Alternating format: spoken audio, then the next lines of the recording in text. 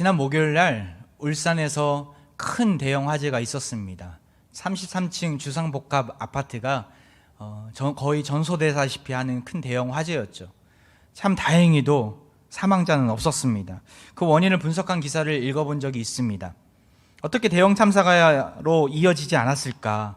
물론 발빠른 소방대원들의 초동 조치가 있었고 주민들의 침착한 대응이 밑바탕이 되었지만 구조적으로 이 건물에는 중간 대피층이 있었다라고 합니다.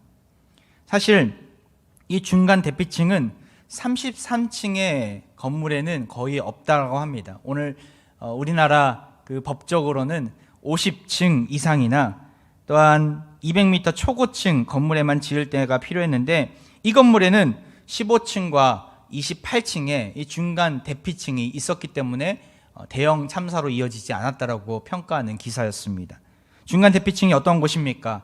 방화시설이 강화된 곳으로서 어떠한 재난과 화재 등이 일어났을 때 주민들이 피신해서 외부의 구조를 기다릴 수 있는 그런 공간이라고 합니다.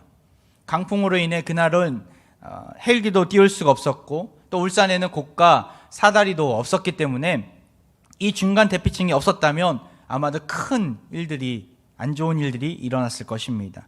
다행히도 사람들은 안전하게 대피할 수 있었고 모두가 구조될 수 있었습니다. 숨쉴 공간을 만들어 놓아서 이 숨쉴 수 없는 상황 속에서 모두가 살았던 것이죠. 저는 이번 사건을 보면서 숨쉴 수 없는 바쁘고 분주한 우리 삶 속에서 이 중간 대피층과 같은 숨쉴 수 있는 공간이 필요함을 보게 되었습니다. 요즘 우리의 삶이 어떠합니까? 가정주부건 회사를 다니시는 회사원이건 또한 사업을 하건 가게를 운영하건 무슨 일을 하든지 현대인들은 우리 삶은 너무나 바쁜 시간을 보내고 있습니다. 코로나로 인해서 좀 한가한 것처럼 보이는 것 같지만 실상은 그러합니까? 그러하지 않아요.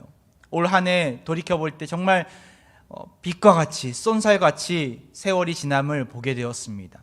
1, 2월 달에 올해 2020년도 여러 가지 계획들을 세우면서 큰 포부와 기대감을 가지고 시작했죠.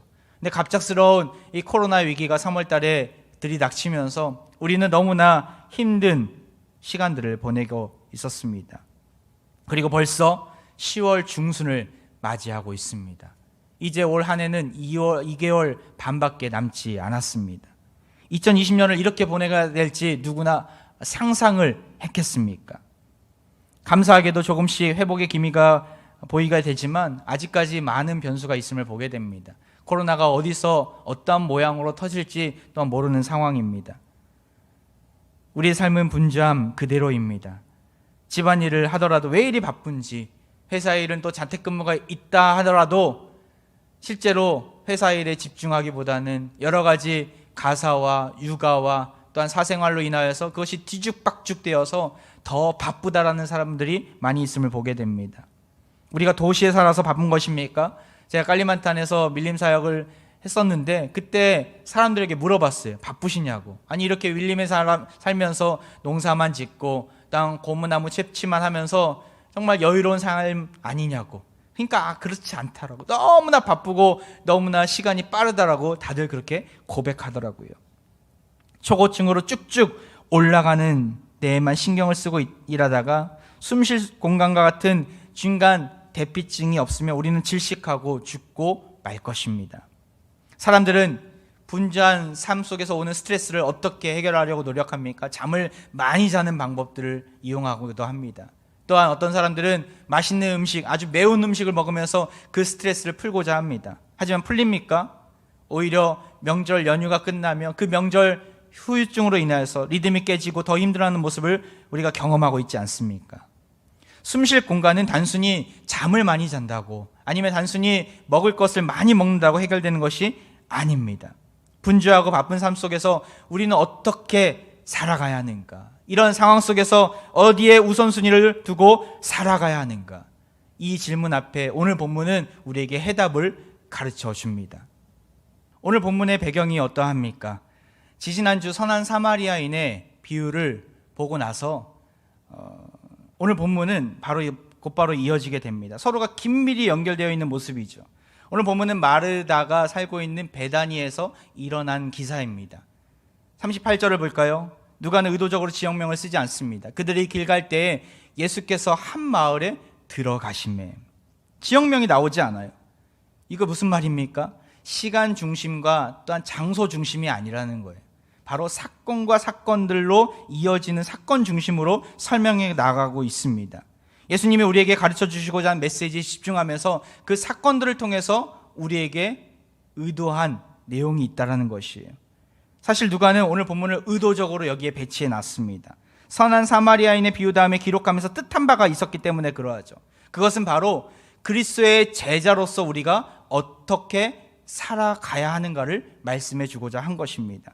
10장을 보면 70인 전도대가 나옵니다. 그리고 제자로서 우리가 어떻게 살아가야 되는지에 대해서 예수님의 말씀들이 나오게 됩니다. 그 메시지 속에서 선한 사마리아인의 비유를 통해서 우리에게 무슨 말씀을 주셨습니까?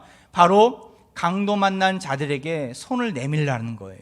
그리스도의 사랑을 증거하고 이웃사랑의 본을 보이는 모습이 제자로서 우리 갖춰야 될 모습임을 알게 해주셨습니다. 왜냐하면 우리가 강도 만난 자였기 때문에 그러한 자에게 예수님은 선한 사마리아인이 되어주셔서 우리에게 구원의 은혜를 베풀어 주시지 않았습니까? 우리가 그 은혜와 그 사랑을 경험한 제자들이라면 우리 또한 강도 만난 자들에게 사랑의 손길을 내밀어 주어야 함을 오늘 우리가 2주 전에 보았습니다. 나아가서 오늘 본문이 또한 등장합니다. 같은 맥락 속에서 우리는 이해를 해야 합니다. 그리스도의 제자로서 우리가 이 세상에서 어떻게 살아가야 하는가? 오늘 배경이 무엇입니까? 마르다와 마리아는 베다니라는 마을에서 오빠 나사로와 함께 살았습니다. 예수님은 이들과 친밀한 관계를 나누셨습니다. 그도 그럴 것이 요한복음 11장에 보면 그 오빠 오라버니 나사로를 예수님이 살려주시는 내용이 우리는 알고 있지 않습니까? 그렇게 생명의 은인이신 예수님이 오신다는 소식을 듣고 마르다와 마리아는 너무나 기뻐했습니다. 마르다는 예수님을 영접하고 집으로 초대하게 됩니다. 그리고 급히 음식 재료를 샀을 것입니다.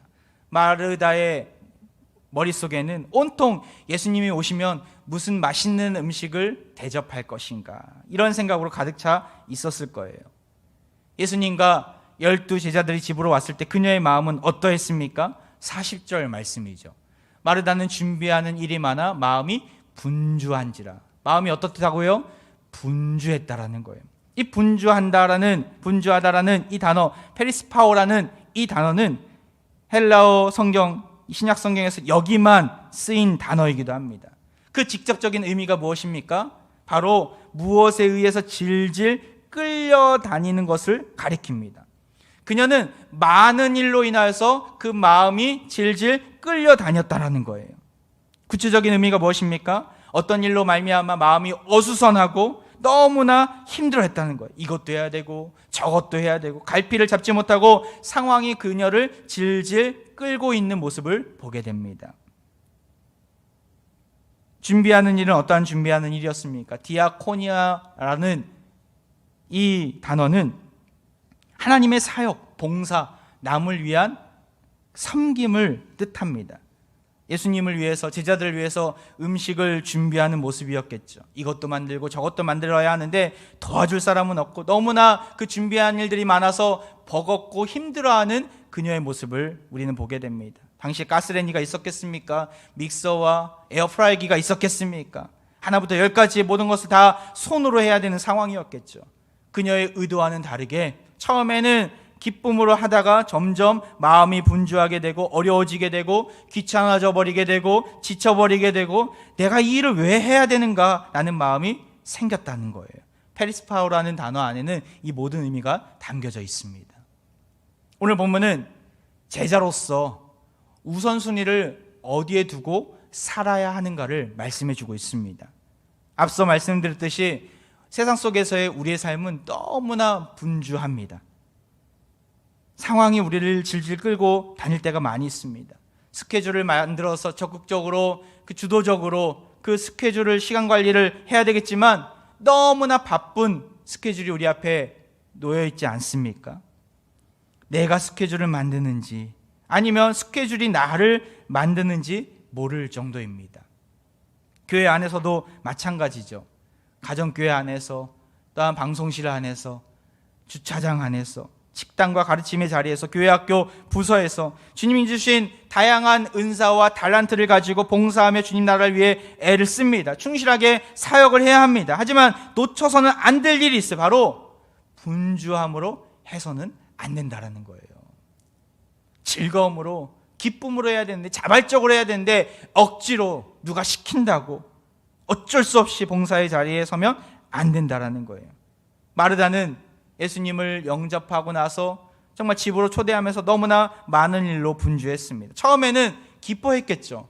예수님을 모신다는 것이 너무나 기쁜 일이었고 즐거운 일이었고 정말 콧노래가 절로 나올 정도로 흥겨운 일이었습니다. 하지만 시간 지남에 따라서 잔치상이 차려짐에 따라서 진도가 나아가지 않는 상황이 다가온 거예요. 그래서 원망이 찾아오게 되고 그 원망은 누구에게로 향하게 됩니까? 40절을 보세요. 마르다는 준비한 일이 많아 마음이 분주한지라 예수께 나와 이르되 주여 내 동생이 나 혼자 일하게 두는 것을 생각하지 아니하시나이까. 그를 명하사 나를 도와주라 하소서. 이 말씀을 자세히 들여다보면 마르다의 요구가 좀 이상함을 보게 됩니다. 마르다는 지금 분주했어요. 도움의 손길이 필요했어요. 그렇다면 상식적으로 누구에게 그 도움의 손길을 청해야 합니까? 바로 마리아에게 청해야 합니다. 그런데 지금 마르다는 누구에게 나갑니까? 예수께 나아가 이르되, 예수께 나아가서 뭐라고 요청합니까? 주여 내 동생이 나 혼자 일하게 두는 것을 생각하지 아니하시나이까. 그를 명하사 나를 도와주라 하소서. 이 요구를 보면서 어떠한 마음이 듭니까?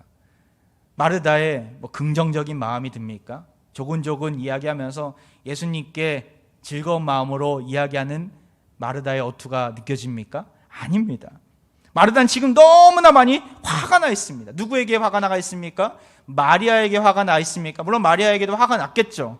그런데 마리아에게 성을 내기보다는 누구에게 나갑니까? 바로 예수님께 나아가는, 지금 마르다는 예수님께 화를 내고 있는 거예요. 원망을, 불평과 불만을 쏟아내고 있다는 거예요. 왜 마르다가 예수님께 화가 나 있었을까? 마르다는 지금 예수님께 마리아한테 명령해달라는 그 말의 의미를 우리는 잘 알아야 합니다. 예수님께 자신 좀 알아달라는 거예요. 너무나도 바쁘게 움직이면서 숨 쉴 틈 없이 섬기는 자신의 모습 좀 알아달라는 거예요. 자신을 몰라주는 예수님이 야속했겠죠. 마리아만 이뻐하는 그 예수님의 모습이 너무나 원망스러웠겠죠. 이제 좀 말씀 좀 그만하시고 예수님 나 좀 알아주세요. 예수님을 위해서 이렇게 열심히 하고 있는데 왜 몰라주시는 거예요? 나 좀 알아주세요. 지금 그렇게 마르다는 외치고 있는 것입니다. 마음이 분주하니까 예수님에 대한 원망과 불평을 쏟아내면서 그것이 터져나온 것이에요. 지금 자신이 누구를 위해서 이 일을 하고 있는지를 잊어버리고 VIP 대신 그 예수님을 향해 원망과 불평의 소리를 지르는 그 마르다의 모습을 보게 됩니다. 우리가 분주함을 제어하지 못하면 이러한 우를 범하게 됩니다. 일에 질질 끌려다니는 모습을 경험하다 보면 본질을 놓치게 되고 자기 정체성을 잃어버리게 됩니다. 특히 교회 사역을 할 때 더욱 그러합니다. 기쁨으로 해야 되는데, 즐거움으로 해야 되는데, 자발적으로 해야 되는데, 내가 주님께 맡겨야지 하면서도 교회 사역을 하다 보면 분주함이 찾아오고 사람들의 시선에 신경을 쓰게 되고 결국에는 시간에 쫓기게 되면서 원망과 불평을 지도자들에게, 특별히 예수님께, 하나님께 돌리게 됩니다. 제가 청년 때의 일입니다. 중등부 교사로서 부서 안에서, 중등부 부서 안에서 열심히 사역을 했었어요. 동기들과 함께 열심으로, 성실함으로 일을 하다 보니까 동기들에게보다는 저에게 일들이 많이 몰려오는 것을 경험하게 됩니다. 주일 아침 일찍 일어나서 사무실에 가서 출석부를 정리하고 방송일도 하게 되고, 또한 그 예배당 청소도 하게 되고 온갖 허드렛 일을 떠맡게 됩니다. 다른 청년 교사들 보니까 그냥 예배 시작할 때쯤 와서 전혀 일을 하지 않는 모습을 보니까 너무나 마음이 힘든 거예요. 그러다가 한두 개 실수를 하다 보니까 교사회의 때 이제 다른 선생님들이 저에게 왜 그것에 실수하냐고, 그것에 실수하면 어떻게 하냐고 막 쏘아붙이는 것을 경험했어요. 그때 저는 폭발해 버렸습니다. 교사회의 때 울면서 왜 나에게만 시키냐고, 다른 청년들이 이렇게 많이 있는데 왜 나에게만 뭐라고 하냐고 소리치면서 그 자리를 박차고 나오게 되었습니다. 결국 그 일로 인해서 사역의 양은 줄어들긴 했지만 큰 교훈을 얻게 되었어요. 내 교회 사역을 할 때 은혜가 없으면 이렇구나. 경건 생활을 하지 않고 일을 하면 짜증으로 바뀌는 것을 경험했어요. 섬기는 사역은 억지로 하면 안 되는 건데, 기쁨으로 해야 되는 건데, 이것을 억지로 끌고 가다 보니까 이것이 짜증으로, 원망으로, 불평과 불만으로 자라는 것을 경험했습니다. 그 뒤로부터 이러한 마음을 가지게 되었어요. 내가 없어도 하나님의 일은 이루어진다고. 내가 있어야만 일이 된다는 것은, 이것은 교만한 마음이라는 것을 알게 되었어요. 하나님의 은혜로 사역을 해야 되지, 내 힘으로, 내 능력으로 하다 보면 실수투성이고 결국 제 힘에 붙여서 나가 떨어진다는 것을 알게 되었어요. 마르다는 분주한 상황 가운데서 결코 기쁘지 않았습니다. 동생이 너무나 얄미웠고 예수님이 너무나 야속하기만 했어요. 자신을 알아주지 않는다는 이유였기 때문에 그러하죠. 그때 예수님은 부드러운 음성으로 그녀의 마음을 꿰뚫어 보시고 이렇게 말씀하십니다. 41절 말씀이죠. 주께서 대답하여 이르시되 마르다야 마르다야. 예수님은 마르다의 이름을 2번이나 불러주세요. 무슨 의미입니까? 바로 다정하게 그녀의 상처난 마음을 어루만져 주시는 부드러운 음성의 표현입니다. 애정의 표현입니다. 그녀의 푸념을 들으시고 단번에 그녀의 문제의 원인이 무엇인지를 알려주십니다. 네가 많은 일로 염려하고 근심했다라는 거예요. 예수님은 분주함이 어디로부터 온 것인지 아셨습니다. 분주함의 마음은 여러 일로 질질 끌려다니는 그 마음은 어디로부터 온 마음이었습니까? 바로 염려와 근심의 마음이었어요. 염려라는 단어는 메림나오, 마음이 나뉘었다라는 거예요. 그리고 근심이라는 단어는 틸파조라는 헬라어로 쓰는데 어수선하다, 혼란스럽게 되었다라는 거예요. 염려와 근심으로 인하여서 그 마음이 나뉘고 혼란스럽게 됨으로 인하여서 불평과 불만을 예수님께 쏟아낸 것이죠. 염려와 근심은 우리를 혼미케 만들어 버립니다. 염려와 근심으로 가지고 있으면서 일을 하다 보면 분주한 상황이 벌어졌을 때 우리의 마음을 지키지 못합니다. 삶 가운데 염려와 근심이 있습니까? 내가 이렇게 열심히 했는데 망하지는 않을까?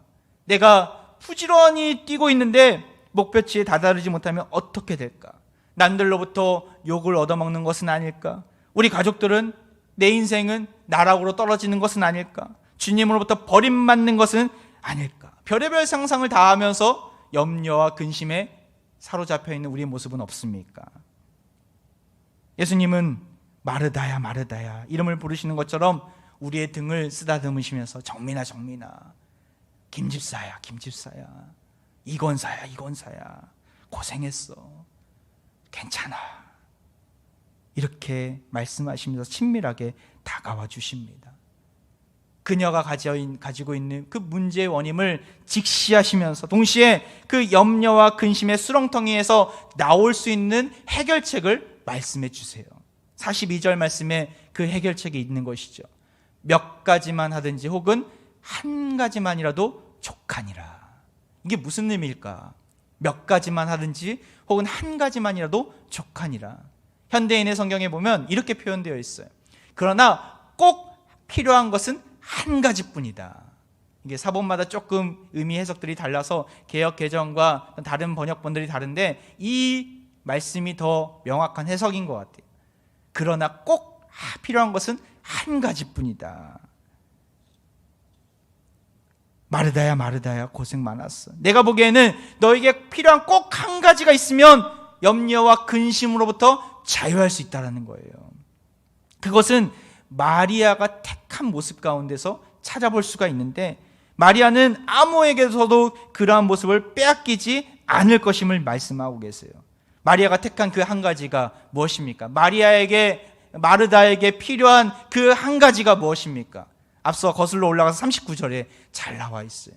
그에게 마리아라 하는 동생이 있어 주의 발치에 앉아 그의 말씀을 듣더니. 마리아는 주의 발치에 앉아서 예수님의 말씀에 귀를 기울였다라는 거예요. 율법 세부지침서와 같은 미시나라는 책이 있는데 그 미시나에 이러한 말씀이 있습니다. 너희의 집을 지혜자들의 모임 공간이 되게 하라. 그리고 현자들 발 앞에 앉아서 마치 목이 마른 사람처럼 그들의 가르침을 마시라. 지혜자들이 있으면 집으로 초청해서 그 현자들의 발 앞에 앉아서 정말 그들의 가르침을 먹고 마시라는 거예요. 그랬을 때 큰 유익이 찾아온다는 거예요. 바울도 가말리엘 문화 출신 아닙니까?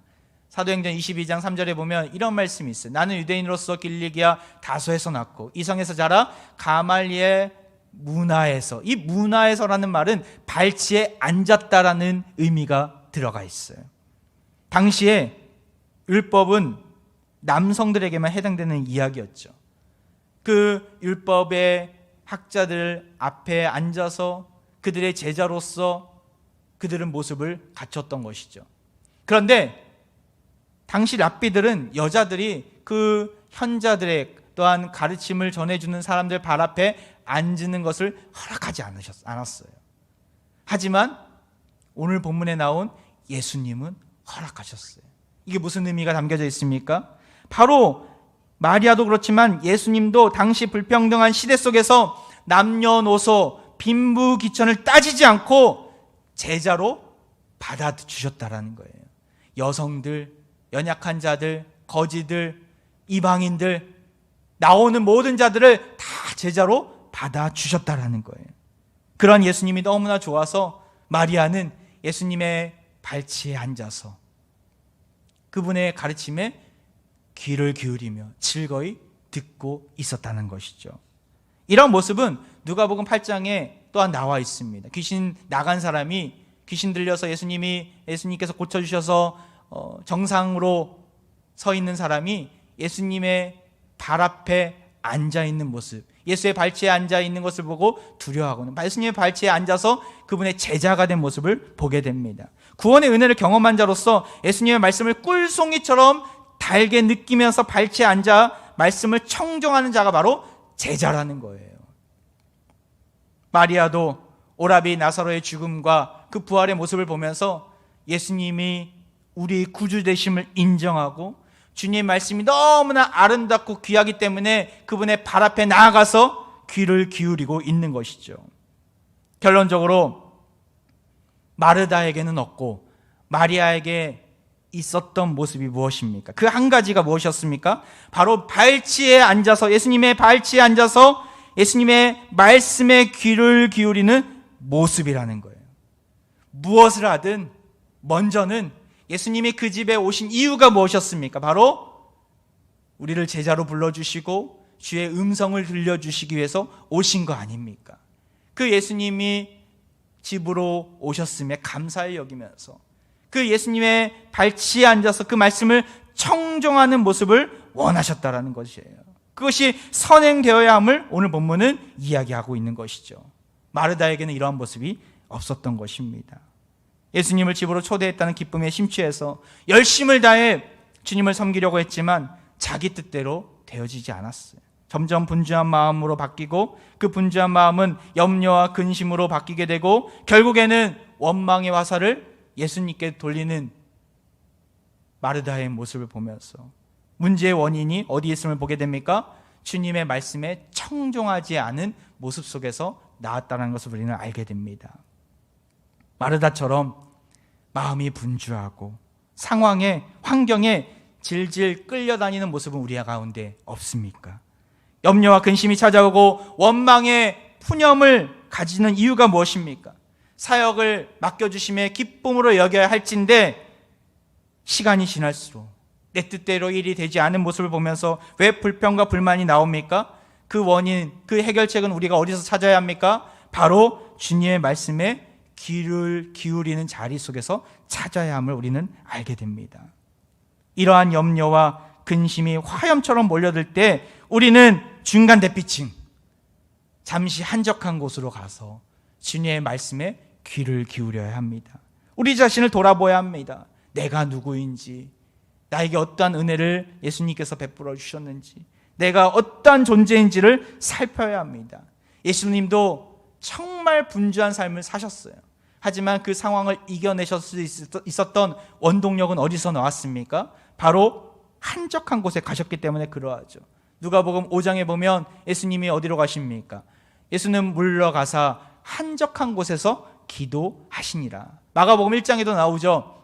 새벽 아직도 밝기 전에 예수께서 일어나 나가 한적한 곳으로 가사 거기서 기도하시더니, 음식 먹을 겨를도 없는 상황이었어요. 하루 종일 사람들로부터 시달릴 수밖에 없는 상황이었어요. 하지만 그러한 쉴 틈이 없는 상황 속에서도 예수님은 언제나 하나님과의 만남의 자리를 소중히 여기시고 한적한 곳에 가서 하나님 말씀에 귀를 기울이시고 기도하시는 모습을 보여주셨습니다. 분주한 삶 속에서 예수님이 우선순위를 어디에 두신 것입니까? 하나님과의 만남의 자리, 말씀과 기도의 자리를 사모하며 나아가셨다라는 거예요. 아무리 바빠도, 아무리 분주해도 오히려 분주하면 분주할수록 말씀을 듣는 자리에, 그 기도하는 자리에 서신 것이죠. 그렇습니다, 여러분.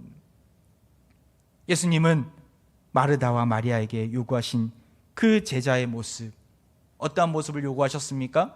바로 말씀을 청종하는 자리로 나오라는 거예요.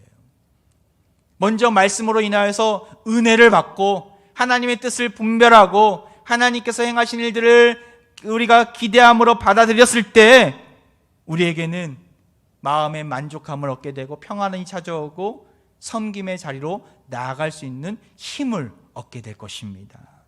이 모습을 마리아는 택했지만 마르다는 택하지 않았다는 거예요. 자신의 기준에만 빠져 진정으로 주님이 원하시는 것이 무엇인지 알지 못했던 것이죠. 결국에는 주님이 그 말씀에 들려주시는 그 자리로 나아가지 않았기 때문에 말씀이 없는 섬김으로 인해서 지쳐 쓰러지게 되는 것을 우리는 오늘 본문에서 보게 됩니다.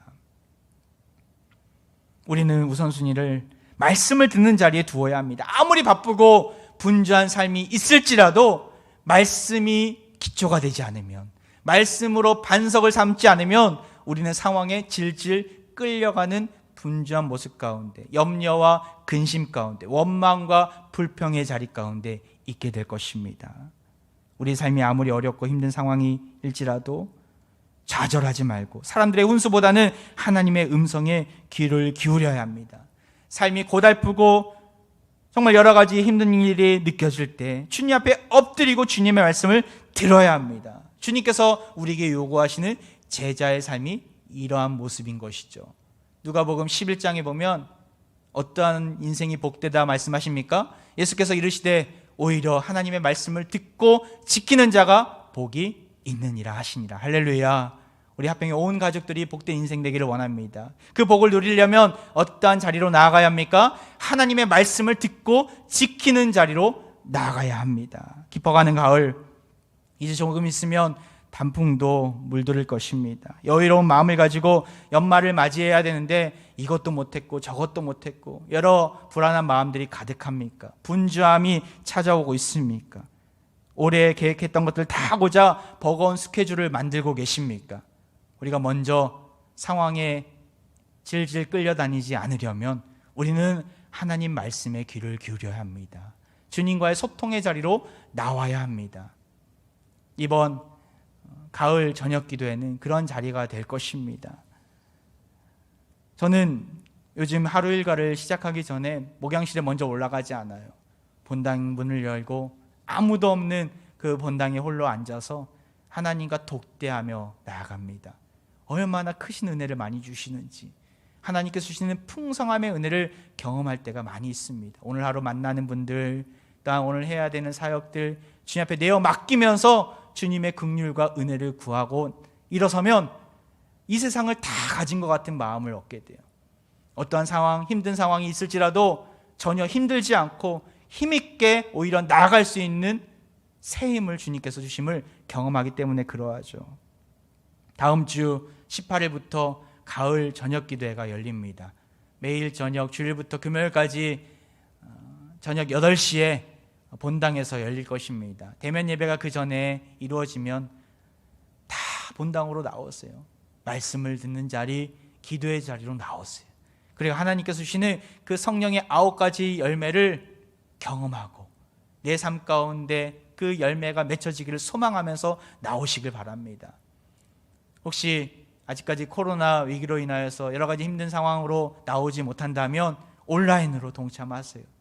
하나님께서 주시는 그 은혜를 만끽하면서 힘있게 일어서는 복된 회복의 자리가 되기를 소망합니다. 풍성한 열매 맺는 계절입니다.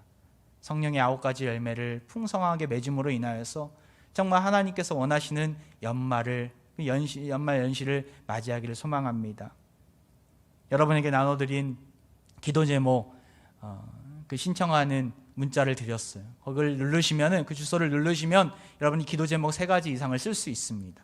거기다 쓰셔서 제출해 주시면 우리 교육자들, 저를 포함한 우리 부교육자들이 함께 그 기도 제목을 놓고 여러분들의 이름을 불러가면서 함께 기도할 것입니다.